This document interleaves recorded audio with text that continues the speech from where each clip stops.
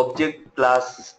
First thing to notice about object class is it belongs to the lang package. So when I do Control Shift T and type object, see here. So first thing to remember is it belongs to the java.lang package. Second, one more important thing that we need to know about the object class is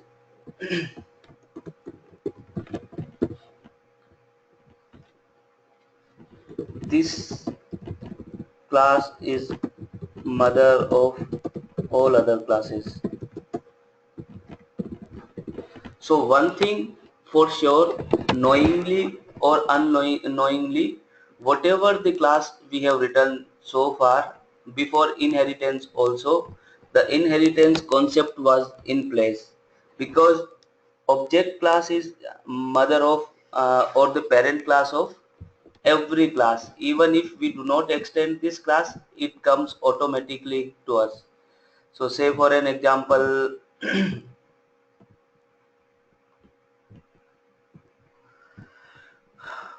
okay, let me create one class like employee.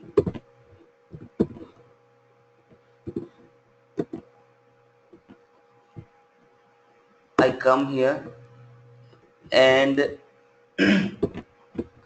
one thing keep in mind that if you want to see the method of any class parent classes, right, then press 2 times Control O. What Control O does, okay, let me show you the power of Control O first, then we'll explain other things. Okay, this class maybe we can look calculator and scientific calculator.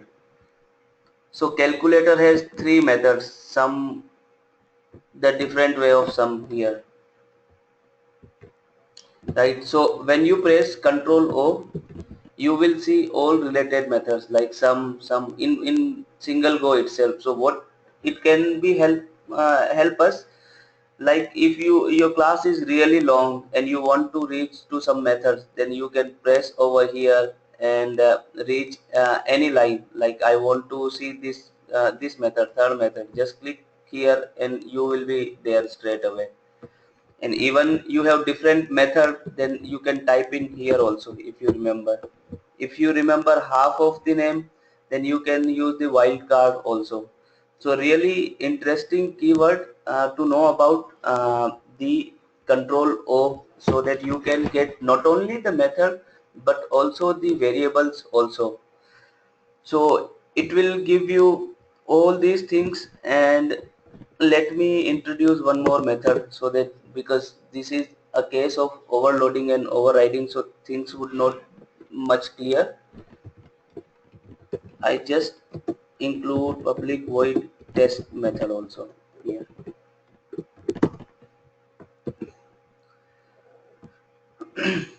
Now let me do Control O. It's showing the current class all methods, and if I press Control O one more time, then it will show the method of its parent class also. Now you can see add method is here. If you press here, you will straight away go to the calculator class. See here, now I have come to the calculator class. So a really interesting keyword. And you can easily see not only the current class methods and variables which are accessible over here, but also the parent class also, like the test method which I introduced is showing here. So why it has become possible? Because I'm extending the calculator class from the scientific calculator. Now coming back to the employee class, when I come here and press Control O, nothing shows over here. But if I press Control O 2 times, see now, and have a look at the every method's signature, everything belongs to the object class, right? That proves that every class, even if you do not have written extends keyword, it extends the object class inherently. So Java, in Java, whether or not you write extend the object class, every class will automatically get extended from the object class. If you try to explicitly try to extend from the object class, then again that is possible, no problem in that. Same thing will going to happen. So keep one thing in mind, that every class so far we have seen or we have read always extend the object class.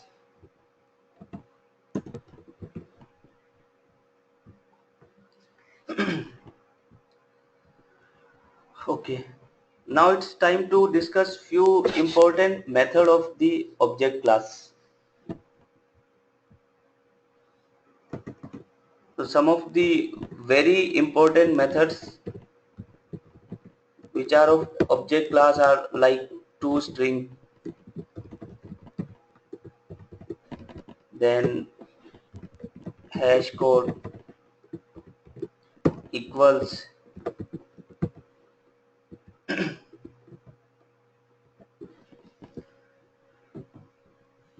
and clone.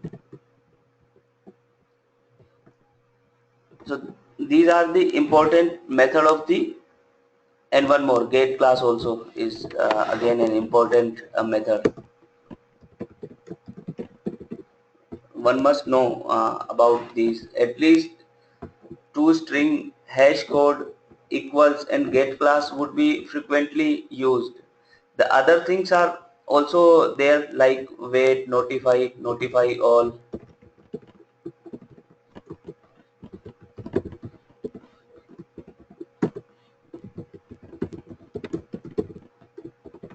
These things belong to the thread. So we'll discuss during the thread session about these three methods. So, and Just clone again. Are you saying something, Anil?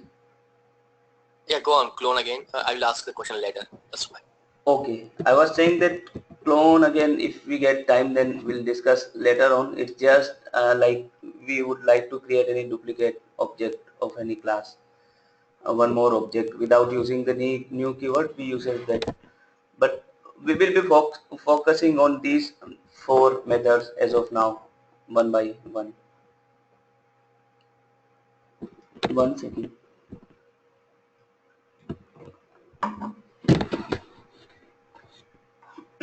Okay, let me start with toString method first. Say I have an employee class and I have employee's name and int age, right? I have constructor and getter setter also for this. So let me create constructor. Okay.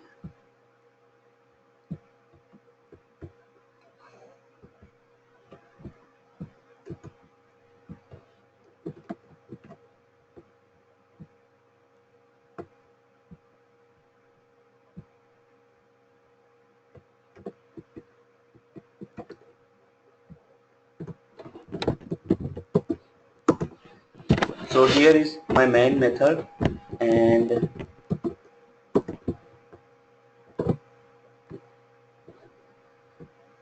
I create an object of employee class.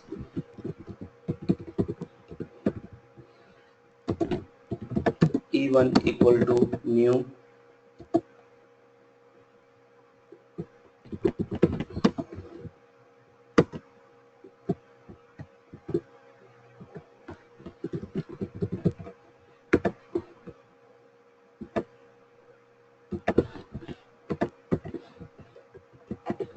We discuss about getters and setters. We did not, but we can discuss Yeah. about this. Yes. Yeah, no problem. I mean, we can reserve that for later. I'm just saying because I So I remember you said like no, we'll be discussing getters and setters later. Yes. Just wanted to like. Okay. So say for an example, I have two methods available, two object I create, E1 and E2.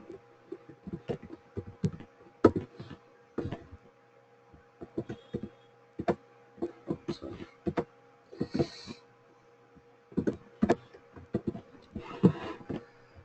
Now, if I want to print of this methods different object name and ages, so what I'll do it like this. For okay, let me do this first. Get name and E1 name and E2.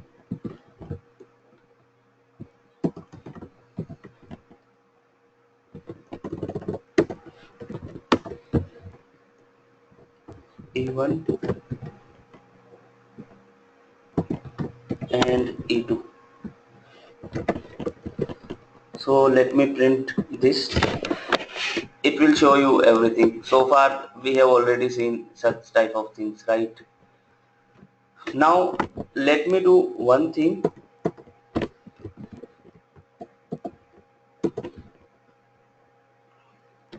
What it prints if I put the object reference itself rather than the actual member of that particular object. Like here I pass E1 only. Then see what happens.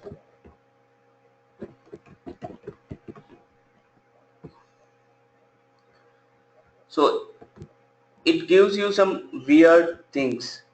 So what is this?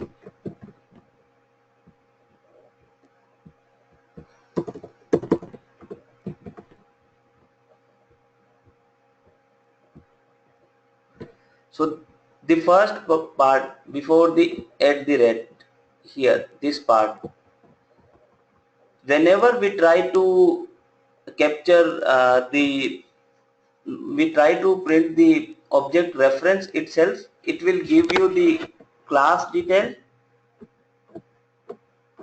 what specific package and class that particular object belongs to, followed by the at the rate, and after that some random hexadecimal number.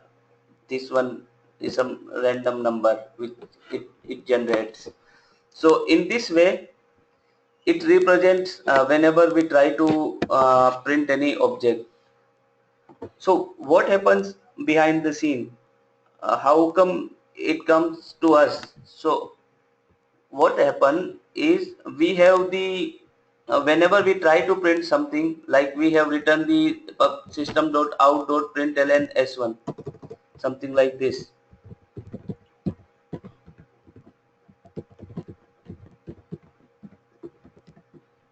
and we return even there. So whenever we write this statement, internally this call goes to the toString method. So toString methods we all know reside into the object class itself. So when you will see this structure or implementation of the object class about toString method, here it is. Let me show you toString method.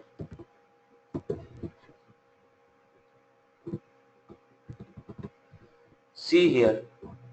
So by default, what it does, it shows you the get name, get class, which we will discuss. So get class is basically the class information or the metadata information of any class, what class we are using, and it might have a method, it might have a member variable, constructor, and its name.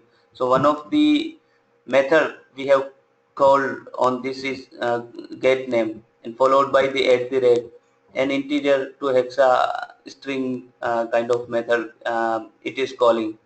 So why it was showing this? Just because we have done implementation in this. So whenever we try to print anything, it comes here and print that out for us. The purpose of showing this was something different for me, for this employee class. So now coming back to the same example which we were discussing earlier. So imagine now scenario, one of the scenario for the debugging purpose or the testing of any code purpose. When we do the development, maybe you have 10 or 15 different member variables available in this class, and you want to see everything. You have to do lot of manual effort to do such type of things, like you here we to see the name and age for every object. I have to explicitly write that even dot get name, even dot get age. See, more variables would have been available, like get salary, get employee ID, something like this. So list goes on. So it's really a tedious task for anybody who is I mean the looking into any code or debugging any code. So what one thing we can do for this, we can override that toString method, as we know that toString method internally calls whenever we try to print something. So why not have the benefit of toString method itself? So let me do one thing now, and we will see one more time the concept. So toString, I'm overriding with the fields itself. That's fine. If you want to include method, you can include the method name also. You want to include in something inherited members, then you can include that also. So IDE generally gives the variable itself, fields itself. So I have overridden now. So see, the different concepts are coming in now. I'm overriding toString method now. So now instead of going to the toString method of the parent class, it will consult with the same class toString method, and whatever implementation I have given here, like in this class in one go itself, I have done pretty good thing, like the employee class is there and it's different variables here. So when now if I try to print this, see here, it's showing me everything. It would have 10 or 15 variables or even methods available. It could have given me the pretty fine information about that. If I want to print it for employee E2 also, it will give me the related information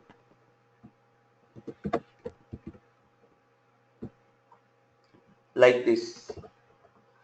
So here is the use of toString method. It's a really important method for debugging and testing purpose. Many time we have to do it, so just get benefit of overriding of that. So you must know few things, that toString method is useful to comes into the picture when we try to print something, and initially it consult with the parent class, which is object class, if we do not override this particular method, and it will print like it would give us the entire absolute class name followed by the at the rate and then the hexadecimal number. So that is maybe the random memory address or a changed memory address. I'll tell you about that when we're discussing the hash code. So some random hexadecimal code it generates and it gives that. So better to override the toString method and have the power of the toString method during debugging or whatever you are testing anytime. Any question as of now? So Kanya, earlier in all the overriding methods that you created, you did not use the annotation at override. Yes. For this one, why did you use the at override annotation? No, I did not use it. The IDE vomited it for me. So even if I comment it out, I'll show you the purpose of as of now the override annotation. The answer is same, correct? The override annotation is whatever we use just for the our purpose only. Like let me show you one thing. Say for an example, I was overriding this method, right? And I'm not using this annotation @override annotation. The purpose of @override annotation is if you are making any mistake during the overriding time, then it will let you know at the compile time itself that you have made some mistake and you have to rectify that. So let me show you one thing. Say you were overriding, I used the IDE to write up the toString method for me. So it has done everything pretty much fine, but you would have overriding this method by your own, and mistakenly you forgot the string keyword or the string letter in small case itself. While in your parent class it was on camel case toString method, the S was in capital letter. So what will happen, you are under the impression that you have already overridden this method, but this is altogether a different method here. If I press 2 times Control O, then you can see if I press T O, see here, both methods are appearing. First one belong to the employee class and second one belong to the object class. So actually the toString method, whenever I try to print, it would again consult with the object class only, and this time around if I rerun the same class, then it would again give me the hexadecimal and the class address itself followed by the @. So to avoid such type of mistake, the override annotation comes into the rescue. If I would have enabled this along with this code, then it would straight away say me the compile time you have made something wrong. This is not the method which exists into the parent class. So go and look into the parent class what is the exact method and override that particular method.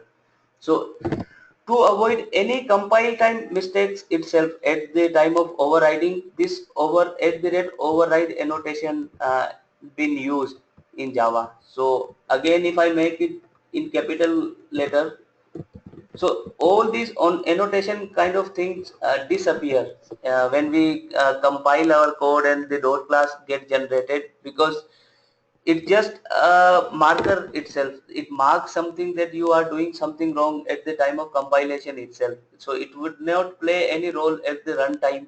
We are not going to have any benefit of override keyword at runtime if I mean to say if I'm running any code.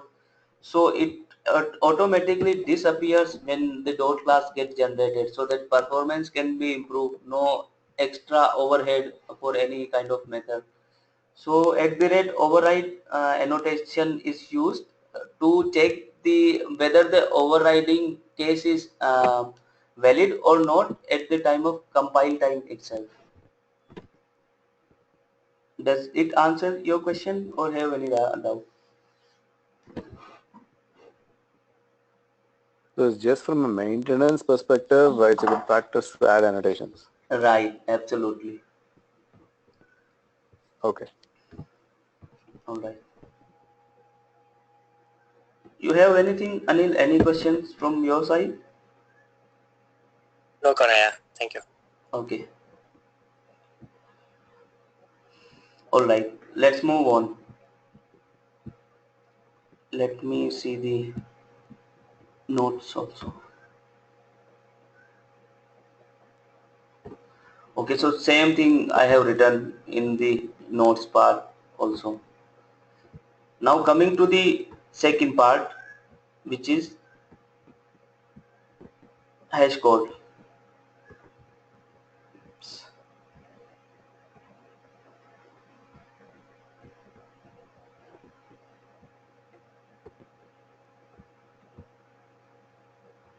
This one. So hash code is, again we have seen that every object class has hash code also. So if I try to print the hash code of any class, for every object JVM generates a unique number which is hash code. So if we have any object with us, then JVM will generate unique address, unique number for that. Say for an example, we have created two objects here. So if I want to see the hash code, it's an integer number. Let me run this. So see here, some random integer values it gives us, right? And both are different values because we have created two different objects, so it just treated like two objects were created in memory, like E1 is pointing to this object and followed by E2 which is pointing to this object, and this E1 and E2 has some hash code attached with this, so that hash code get displayed by this. So again, this is there is one misconception about this, that the hash code returns the memory address, but that is not a case. So memory address, generally people think that whenever we write any object followed by the hash code method, we call the hash code method, then it would return us the memory address. Internally what it does, the memory address is some hexadecimal number. It applies some algorithm on that and it generates some integer value out of that, and that integer value we see with our class. So that's why we are seeing these kind of integer value here. So coming back to the nodes part once again.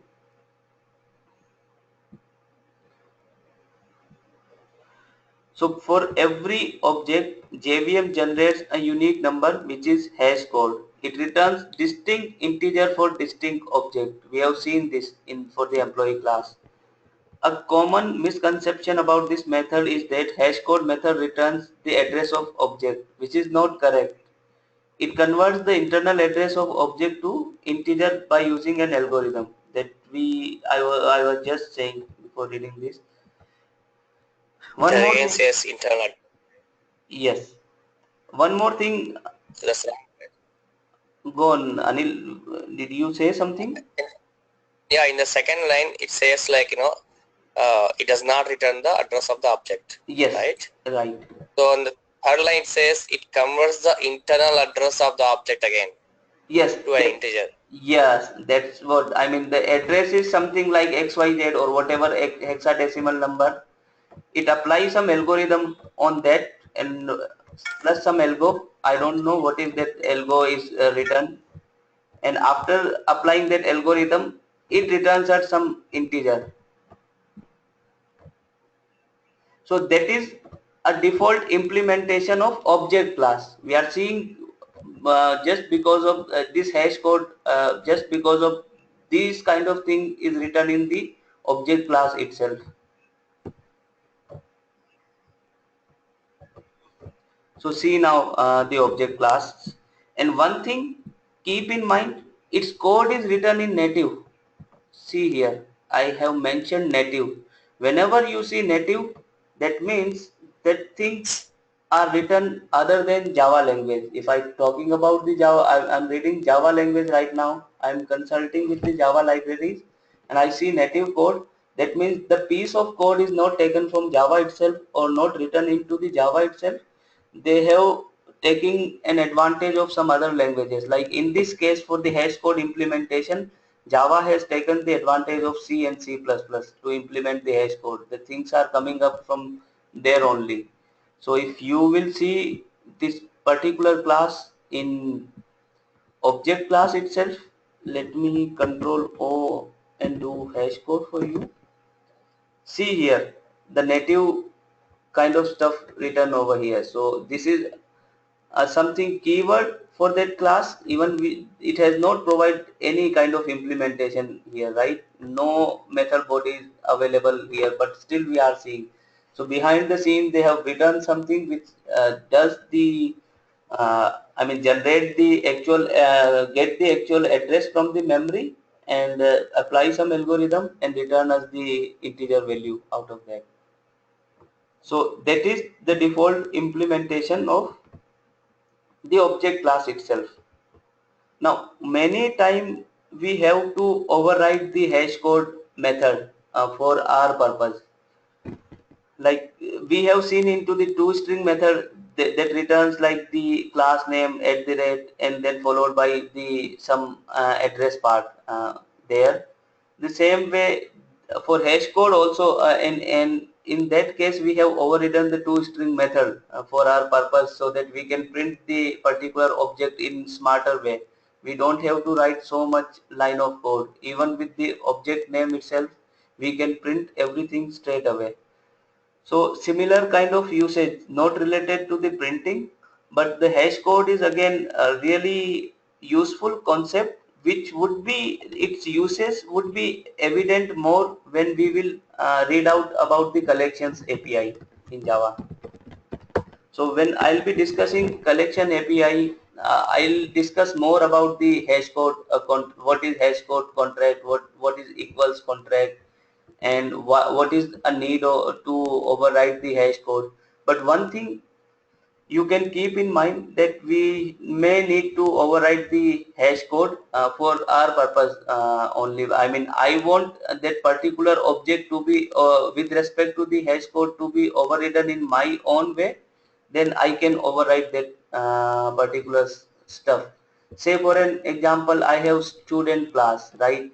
And I want to generate the hash code of that student class, and I want to make it unique for everything.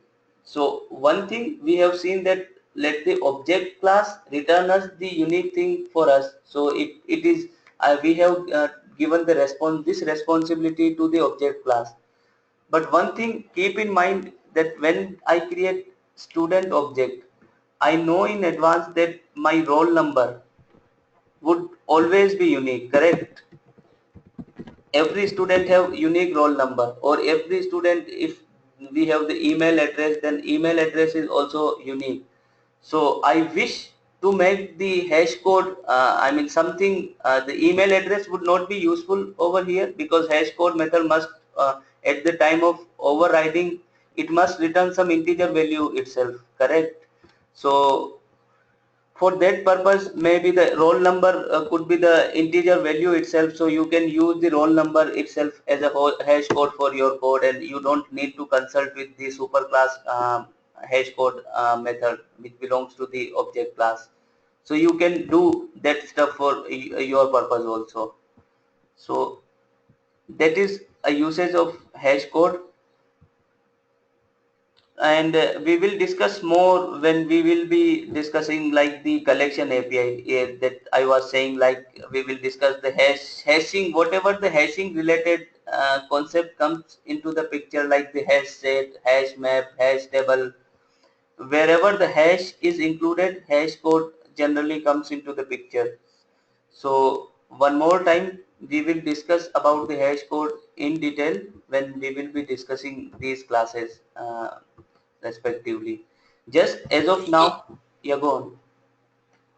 it is the integer format of the internal address of the object though, right? Yes, correct. It is address only, but the only thing is it's not an hexadecimal format, but it's an integer format, right? Yeah, integer format. So what algorithm is being used to convert that integer format, that we don't know. But for sure, it would be unique for everything. Oh, so it's not the exact, okay, because we can convert any hexadecimal number to an equivalent integer number, right? Yes, correct. So this is also the same kind of integer. It will be giving us exact equivalent conversion. I mean integer only, right? Yes. Yeah, okay. And for our purpose also, I mean Java do not compels us that use the hash code from the object class itself. I want to make my own algorithm. See, that is what going on behind the scene.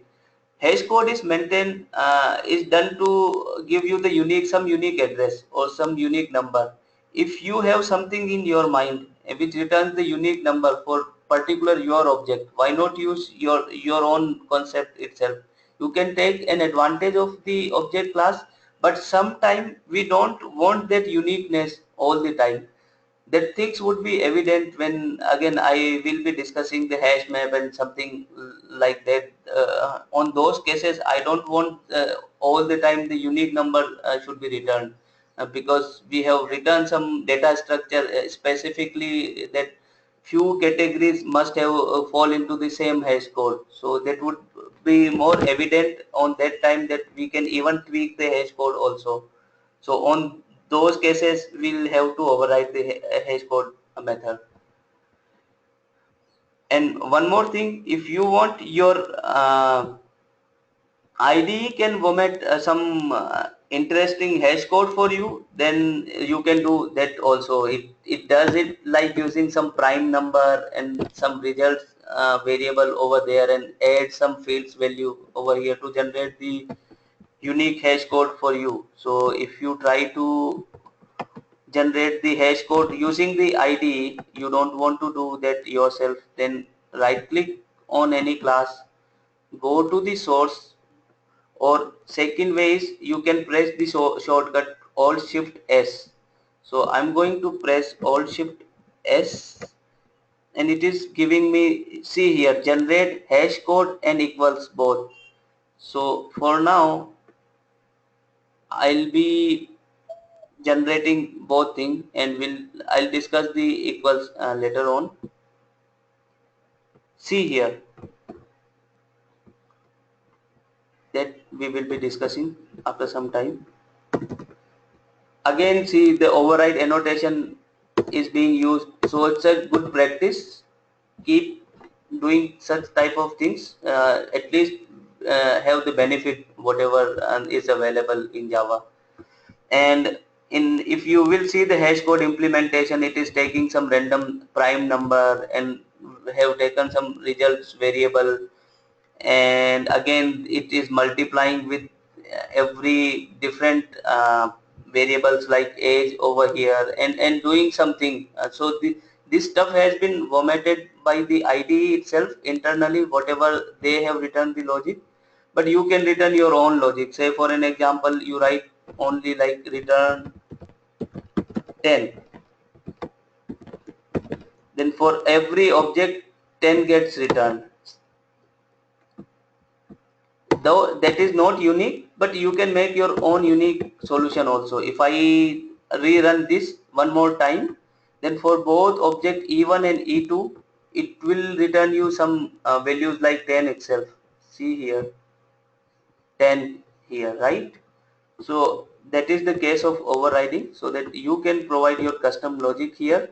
And if I do the control Z or revert the things and use the IDE generated stuff, then it would return you some different number here. See, again the unique numbers are being populated, but this time around the logic is being consult whatever you have written for yourself. It's not consulting with the object class anymore now. So it's not consulting with the native code, your own code being uh, come into the picture to see the hash code of any object. Clear?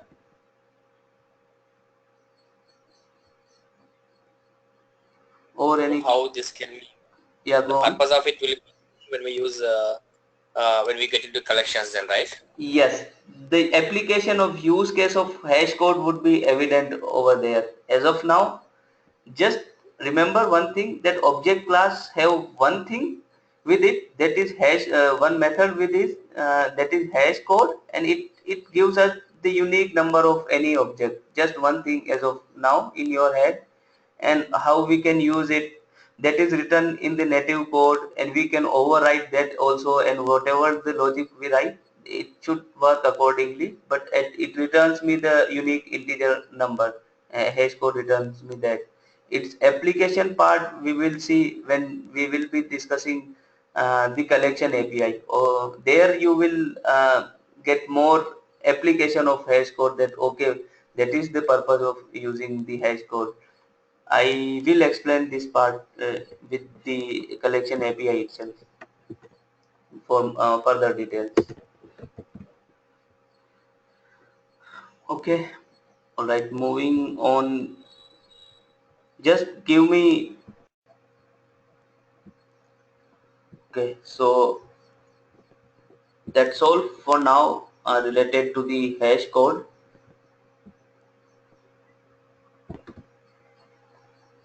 Now again moving on.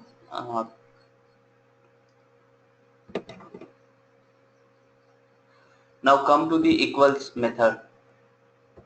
So equal method is done for the comparison of something. So let's understand its application first. Then we'll revisit how we can override the equals method, or what is the need to override the equals method, and something like that. So see the same class one more time. Let me comment out this part for now.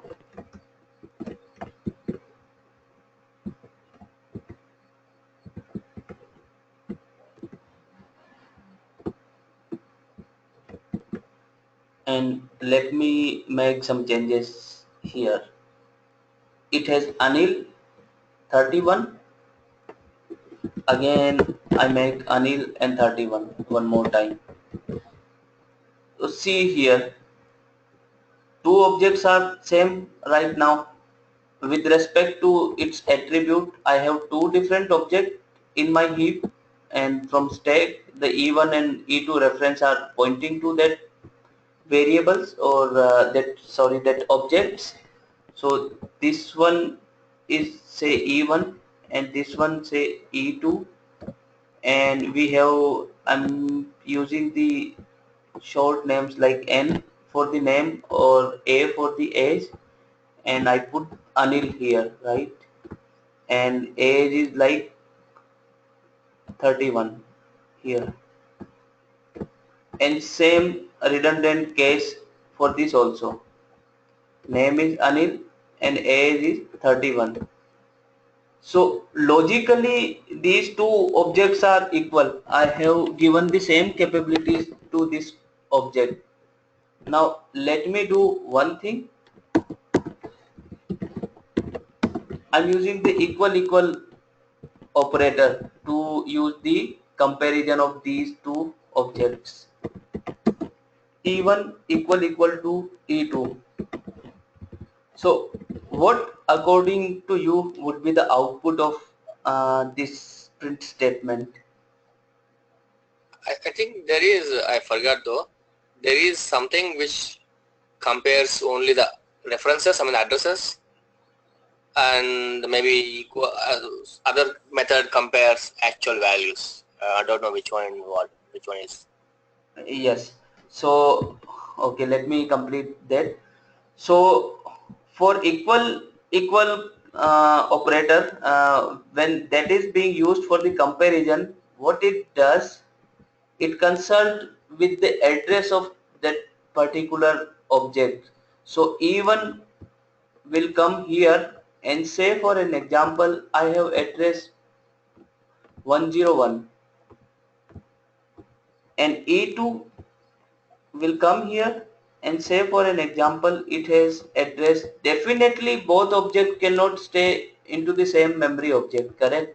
Otherwise one could have overridden others. There only the one address could one object could have exist if only both are residing at the same memory location. So both are at the different memory location. So what is this case? It's try to compare 101 with 103. So that is definitely false. 101 is not equal to 103. So it would return you false. See here, false is being shown here, this blue mark. Now, one thing I understand for sure, that both objects are logically equal. So how can I make it now that particular object as logical equal, that this object is certainly the equal from this object, the second object. So what I gonna do? I call the equals method. compares actual values then, right? Right. It compares the content instead of the address. So content, like it would compare with the name.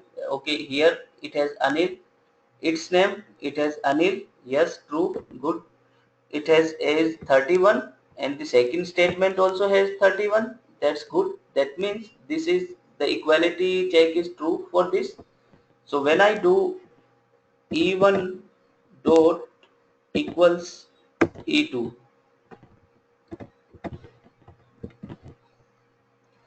then see the output. So what going on now? It gives you the false, right? Now let me do one thing.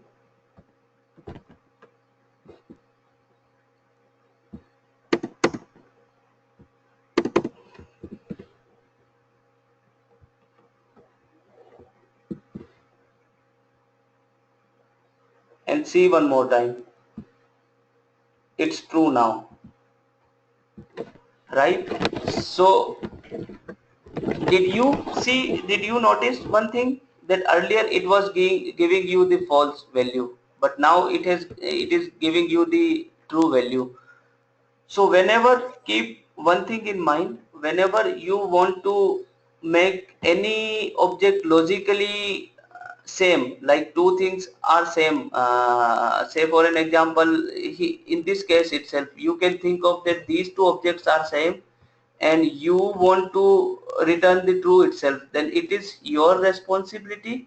You have to override the equals method here, and that equals method, you must have every logic in place, and check the equality against every content of that particular, I mean every variable of that particular class with respect to the both objects. Compare each content, and if they return true, then you can return the true eventually. So one thing keep in mind, that if you want to apply the equals, if you want to call the equals method for check the equality, you have to override the equals method for your case, that will return you true. Now one more interesting things, let me do one more thing, like set,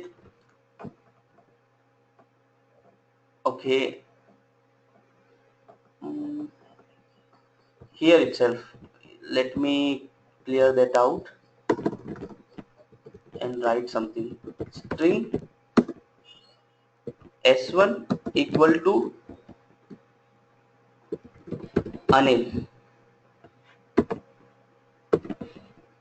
and string s2 equal to once again Anil. Now let me check the equality here. Sys and let me put something so that we can differentiate with other print statement. uh, Equality check for string class objects. All right, and s1 dot equals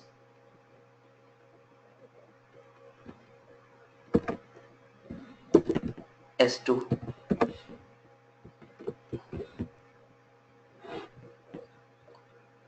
See now, it returns me true. One thing I want to draw your attention,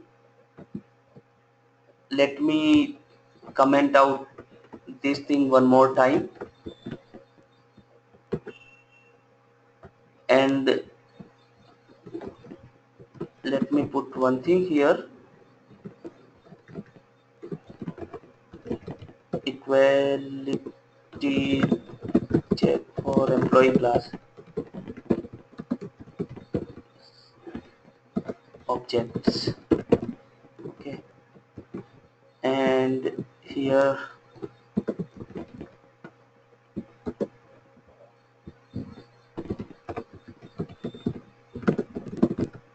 check You see, equal.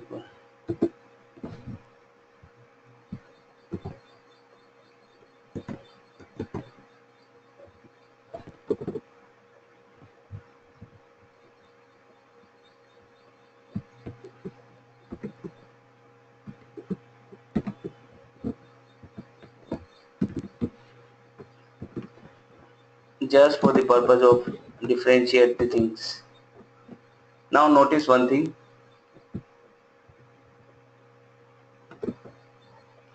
This one return false. Forget the equal things. We have already discussed this. My employee class return false to me. My string class returns true to me. Why this is? So let me answer that now. Why it is giving us true? To see that we have to check the string class itself. So one of two ways to visit the string class. One thing is Control Shift T and press the string over there, and second one is press F3 and you can directly go to the that class. So I have pressed F3. Here there is no rocket science. If you will check carefully this class, it has already overridden the toString method. If I consult the toString method for this class, see here, it has already done something like this string and something like that. So that is why you are seeing the two strings are already equal. Now coming to our case, we have not overridden that particular part right now. So what it does, it goes to the object class, and in object class it consult with the toString method. So toString method, what we have written in the toString, so sorry, I'll have to consult the equals method. So it comes here to the equals method, and it has written its own logic here so that the two objects can be logically equal. So it has written bunch of code here. That's why we are seeing the true here in the string class itself. Otherwise, if that string class itself would not have override this equals method, then it would also return false for us also. But that is not the case because it has already done the equals overridden here. While if I come back to the employee class, I have not overridden anything here. It consult with the object class equals method, and object class equals method check the reference of that particular this equal to obj itself. So it comes here, and these are definitely different. So if I put the breakpoint here and do something like debugging, start the debugging for this class. So let me comment out this part and show you the debugging result. Again, this one can also be commented out, and right now focus with line number 78 itself. So comment out this one also. Let's debug this program one more time, first time.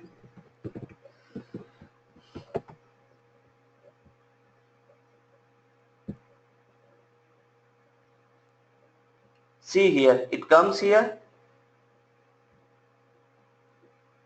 So two different object would be evident. See, ID for one it's ID 16, and for the second it's ID 21, something like this.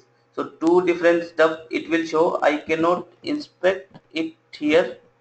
It would not allow me to do so. So it would return me false because it has a different ID associated with it. Because what it has written, that we have seen that the two objects are different and their ID and are different as well. So here you can see it has 16 and it has 22. So if you consult with the object class itself, it would always return the false to you with respect to the concrete classes. So if you go back and come again here, it would show you the false itself. For both objects it has done, and it is showing you the false.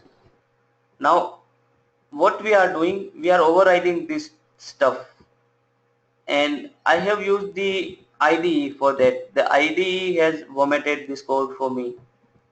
So generally we take an advantage of IDE itself to override such kind of things. So now let's look into the our overridden code. So it will come here, and we will re-inspect the same thing one more time when with respect to the equality check. So let me debug this one more time.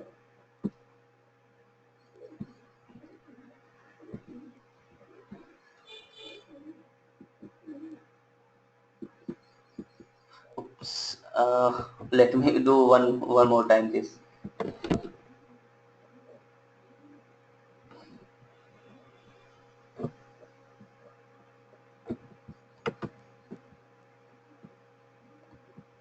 So removing.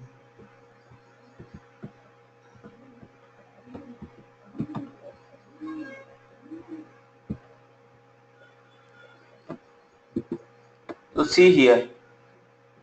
Now we can easily inspect.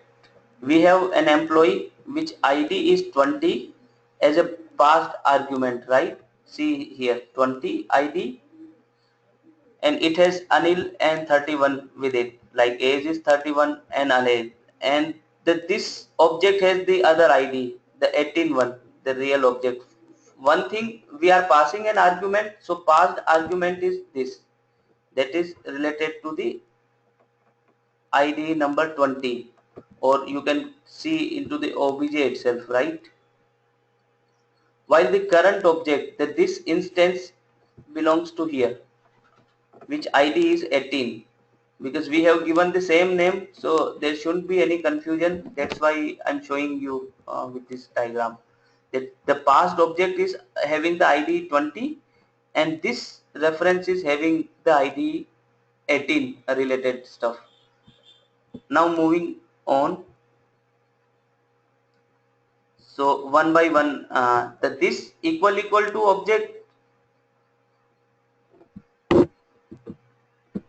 that is not a case, because 18 is different to the 20. Is obj equal to null? If that is not the case, then go on. Like it is certainly is not null. So go on. Does both belong to the obj and current object belongs to the same class? Yes, that's why it is going ahead, because two objects are equal. How can we check two objects are equal? First thing, I'll have to keep in mind that I did not put anything null. Say for an example, I passed E1 and E2. For E2 it was null, and E1 it was some value like Anil and 31. So null cannot be object with the Anil and 31. So if I would have written in that way, it could have written from here itself. It could return me false, that these two objects are not equal. Second thing is like both, if two objects are equal, then they both belongs to the same class, the employee class itself. So we have done this check. If that is not the case, return the false straight away. So the things we are doing something like that. Now the equals method have one signature. Always keep in mind that in the parent class you have the object class reference there. If you check the object class, it has object reference itself. So to make the valid overriding case, I'll also keep the object reference itself in the overridden method, the object class itself, instead of employee here. So one thing I'll have to do, I'll have to typecast it, whatever the object I'm passing, to the employee class itself. So what I have done here, before further checking the actual content, I'm making the changes. Typecasting stuff comes into the picture here. Now it has become the employee class itself, right? The other one, see here, and it has the same identity, 20 itself, but it is employee now. So it has been typecast, and now we are checking few things, whether the age of both objects are different, like Anil 31 and Anil 31 we have given. So no, they are not different, so it would not return me false. It would go on. Whether the name is none? No, that is not a case. I have given Anil there, so that again, so lot of checks are in place. The custom logic we have done. So if the names are also unequal, if that is not the case, then we have checked everything which can fail this case.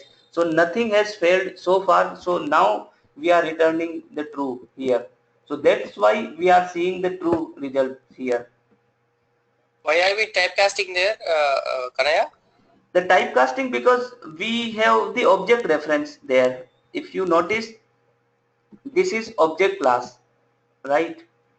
And this belongs to the employee class. So I have to make it first employee class itself rather than the object class. More thing is Let me like show, we are let me show you one thing.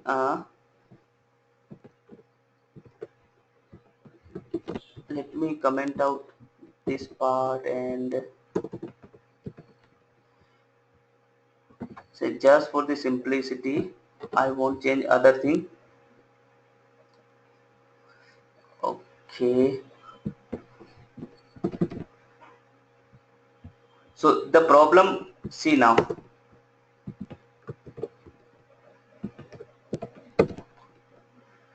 Parent does not know what is age and what is name in its class, right? The object class do not have any idea what is age and what is parent. So how come you compare the two objects? First thing, if I downcast it, if I do the typecasting from the object to the employee class, then only I have the visibility of age and name variables here. Did you get my point? Let me draw some diagram, then that would be clear to you. Keep in mind the inheritance rules and all things would be clear, then that would be really easy to understand these things. Let me do one thing related to the typecasting. Okay, so this is my object class, right? I'm writing just obj. This is my employee class and I'm writing emp here. Okay, and inside this I have two things. Let me comment it out. And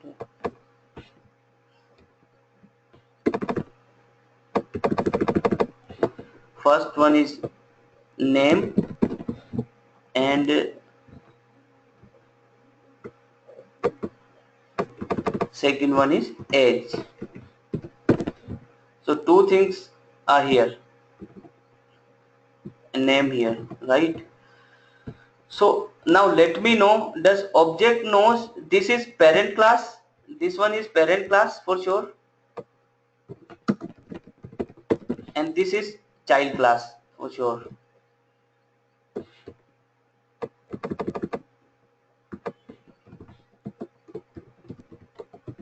right?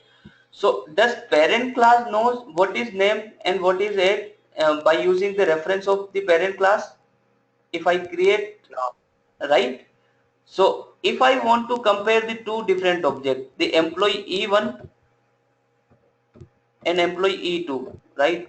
E2 also has the similar stuff, the name and age, and we have provided the Anil and 31 itself over there.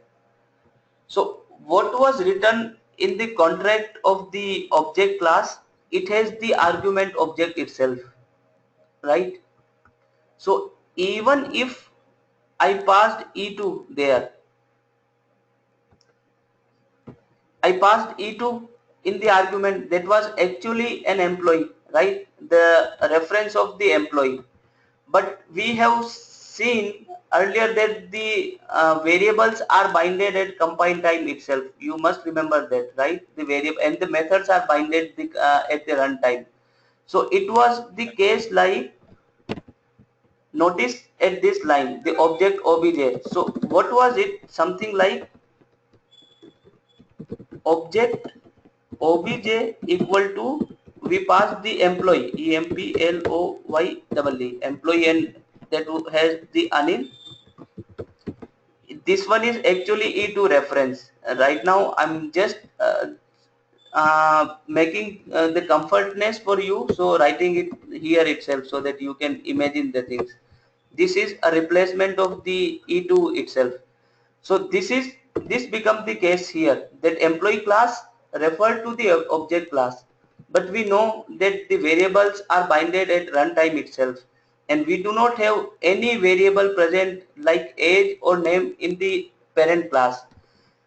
That is why if I want to check now this employee 2, E2 has become the object itself. So I make it one more time to the employee class when I come here. So that is why I'm doing the typecasting, so that I can make this employee one more time employee itself, because it has become the reference of object and it would not have the visibility of object class.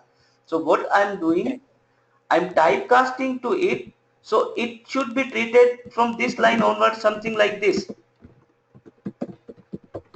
Employee, whatever other, equal to, New employee.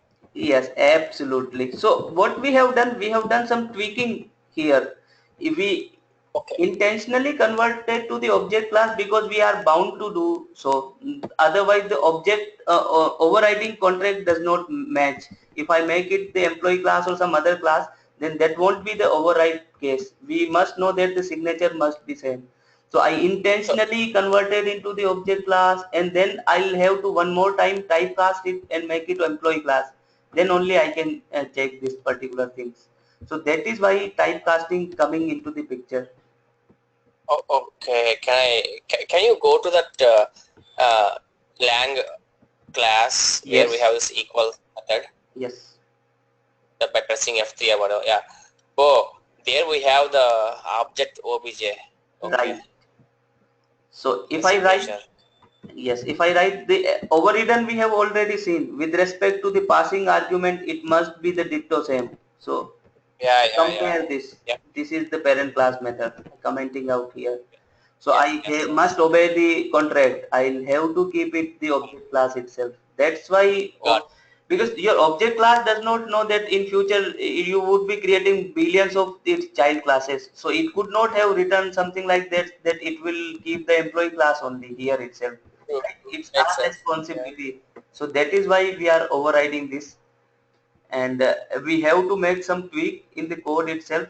This is this is really famous question for the interview. People and believe me or not, even the people having the experience of more than 6, 7 or 8 years, if you would tell that person that write the dot equals method, override the dot equals method, 9 out of 10 people will fail. If you, even I can fail, I get fail if I do not see this, because you do not remember everything, every small things, like the object is there and you have to do such little stuff. So why this is a case? Because people are used to for the ID itself, we just override in go away, right? The ID has already overridden it, and we have not carefully inspect this method.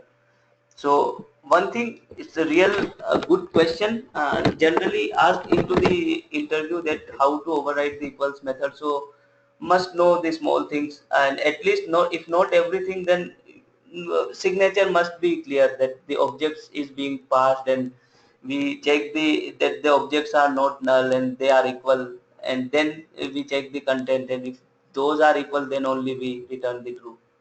So such type of things must be clear to everyone. So I have a question. Mm-hmm. So we are overriding this equals method, Mm-hmm. okay, of the parent, and we are writing all the logic inside Yes. within this child like derived class or whatever, like, you know. Yes. And so we don't have to override. We can create a new method itself, right? We can create a new method itself. Yes, we can. Right. I mean, it's the same thing. I don't know. Yeah, we Just can. wondering, like. Okay, you are saying you can create. Yes. See, everything is logic itself. We just do not want to breach whatever Java has written. So we are just for the sake of using this equals method, like the whatever written in the object class, and we want to reuse that particular same methods. We do not want to get confused. You could have done the same thing with the different name, like this time around you could have written EQUALSS equals and these logics, Yeah. and you could have passed that, but that would lead lot of confusion to the around the community in the people. Like what we Okay. think that object class has the equals method available over there, and this is the parent of this class, so why not override it? If object would not have given me the equals method, then I could have write something some other name. But this is a general practice. People knows that okay, now I'm overriding this equals. Otherwise, I could have write my own method name like is it equal, and then do these things. But one thing with the same name is present in the parent class also. Like say for an example, public void is it equal, and you are doing the equality check itself, and I press the control O 2 times. So now let me do EQ. See here, any consumer of this class get easily confused, right? Whether he has Okay. to use this equals method or is it equals method. So you should not create that confusion. That is why you are overriding this class, that the name at least is already there in the super class. So why not reuse that particular method itself rather than rewriting our own method and create the confusion to the consumer. Whosoever will using my code, this class might get confused easily. That's why the same contract is done. Okay. Thank you.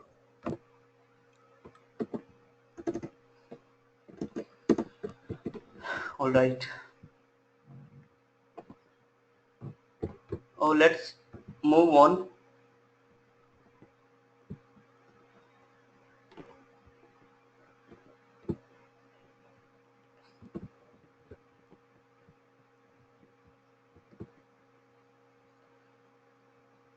So last stuff now, the get class. The get class return the class object of this object and used to get the actual runtime class of the object. It can also be used to get metadata of this class. So generally, why we use the get class anywhere? To get the metadata of everything. You want to get what metadata is associated with any class, you can do that. So just for the testing purpose, let me do one thing in that class and show you what are the metadata available here. Okay, so say for an example, let me use E1, only one method. E1 dot, it has get class which is a part of the object class itself, right? And let me do one thing, one more short tricks I would introduce here. If you want to assign anything to any variable, like this get class is assigned to the class, mind it, there is one class exists in the Java which name itself has a class, CLASS, class. C is in capital case, while we have the keyword whenever we write class, that is in lowercase, class, right? So that is not equal to this class. Class is available in the Java. If you do the control shift T, so this is different, the second one. Then the class we write as a keyword, like this class and this class. See, this is keyword, this is actual class.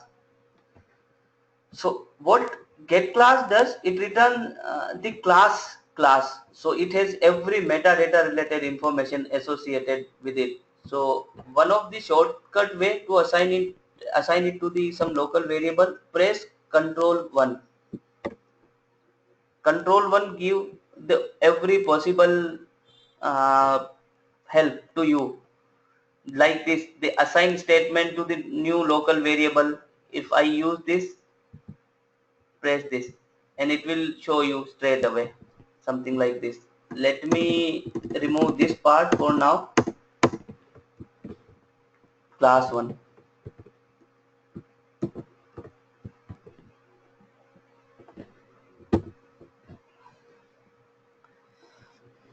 And see here, you can get that much information from this class.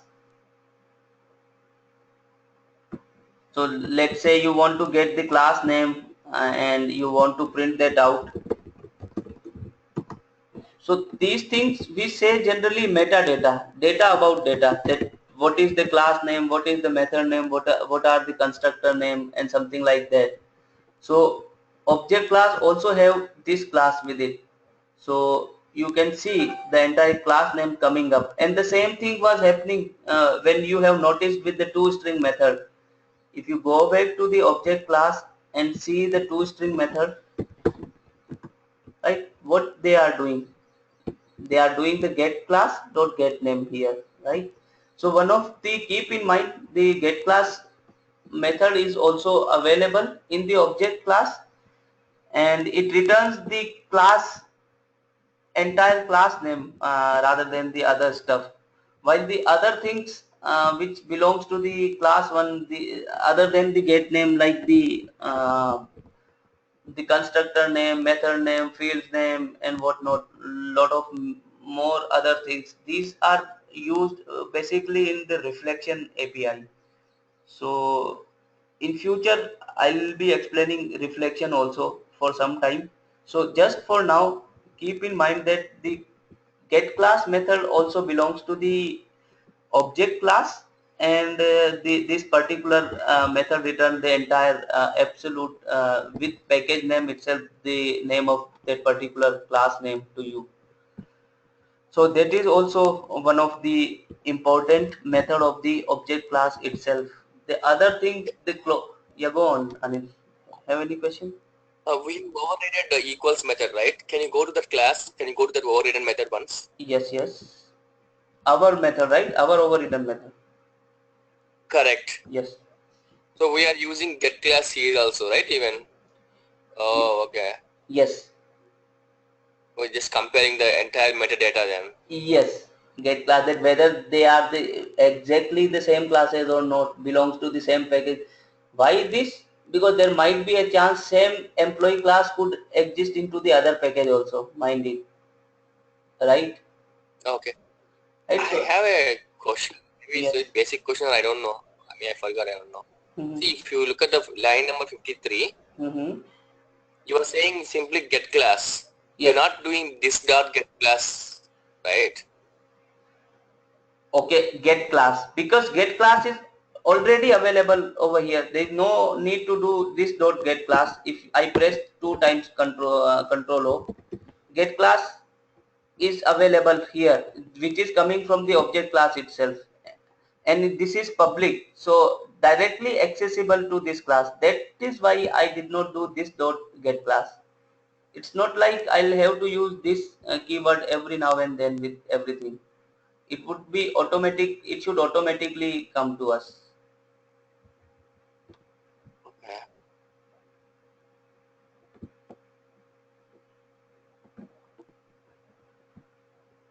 Okay, so that's all I have for the day. I think if I keep discussing the constructor part, it would take more than at least 30 to 45 minutes. So maybe I have another class today, so maybe we'll be discussing this part in next class itself. But it would have been good discussion, and you must know about these, some of the classes about the object class. These classes are really important, and a lot of time is being used when you will do the Java coding. So you would be overriding these classes many time, and you must know about these classes and their related characteristics, how they works internally. If you guys have any question, then I can help you out, else maybe we can continue from the next class itself, the other concepts.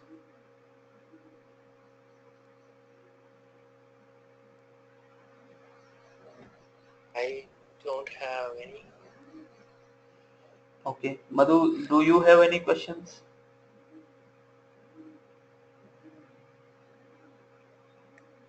Madhu, are you there?